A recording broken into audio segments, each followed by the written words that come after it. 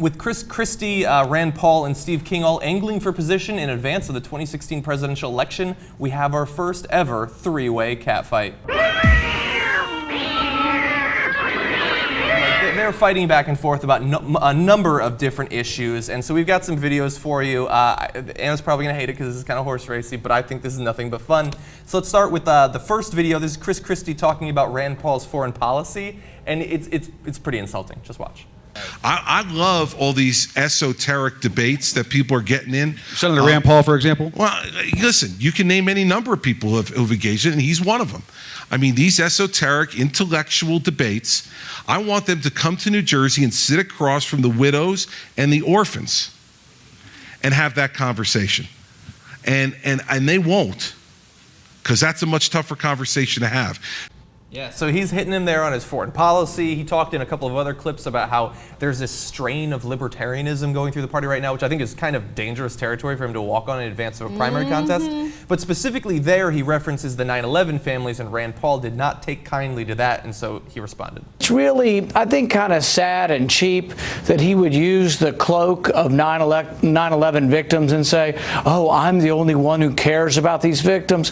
Hogwash. If he cared about protecting this country, maybe he wouldn't be in this gimme, gimme, gimme, gimme all the money you have in Washington or don't have, and he'd be a little more fiscally responsive and know that the way we defend our country, the way we have enough money for national defense, is by being frugal and not by saying gimme, gimme, gimme all the time. He also called him, by the way, the king of bacon. Yeah, I think we saw a very telling thing there about the two wings of the same party, because Chris Christie twice said esoteric in a matter of 30 seconds, and Rand Paul said hogwash. And I think that sort of sums it up. You've got the esoteric wing and the hogwash wing. I actually think if one of them is going to win this, it's going to be Rand Paul, because he knows he has to get through the primaries. Right. And Chris Christie keeps shifting to things that sound more like a Democrat, and that will not get you through the primaries. That may screw Rand Paul in the long run in a general election, but I think he's playing the game a little bit better, actually. Yeah, I definitely do think, especially on this particular issue of like government spying and all that stuff and foreign policy,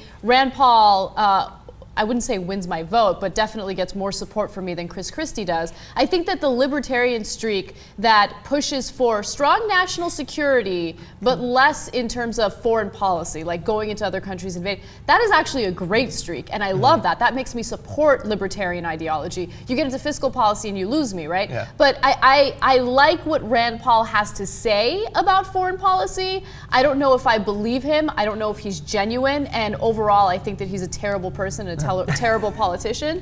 But just on that particular issue, I think that he wins over Chris Christie. Yeah. It was a very weird, awkward quote that he gave right there, where he starts off talking about the foreign policy, and he so obviously wants to talk about economic policy instead. It's just being frugal. That'll make us safe and everything. But so one of the reasons that I think Rand Paul is going to have a tough time in the primary is because the neocon wing of the party is not happy with his lack of intervention sort of approach to foreign policy, and so they're already starting to attack him. So you saw Chris Christie there, and they're clawing at each other, and then Peter King jumps in and he hits Rand Paul as well. One of the issues you mentioned there about the NSA, I thought it was absolutely disgraceful that so many Republicans voted to defund the NSA program, which has done so much to protect our country. This is an isolationist streak that's in our party. It goes totally against the party of Eisenhower and Reagan, Bush. Where's the real Republican Party? Well, I think we're going to find that out over the next 3 years. I want the Republican Party to be a party of strong national defense. When you have Rand Paul actually comparing Snowden to Martin Luther King or Henry David Thoreau, this is madness. This is the anti-war left-wing Democrats of the 1960s that nominated George McGovern and destroyed their party for almost 20 years. And we can have a healthy debate with two legitimate candidates, not fringes like Rand Paul in 2016. So what do you guys think about that? Well, I know this won't be popular around here, but I'm from Long Island, where Peter King is a congressman, and I grew up liking this guy. He was well liked in a lot of circles that, you know, my family was in, whatever, but he has gone off the deep end with this stuff. Yes. So there has been a major shift in him. It started around 9/11, which is when it started for a lot of people, but now he's really gone off the deep end. I'm just so tired of the fear-mongering and convincing Americans to buy into the notion that we have to give up our rights in order to be protected. And as I mentioned earlier in the show today, Obviously, the surveillance isn't doing much when we had a bombing a few months ago in Boston. You see what I'm saying?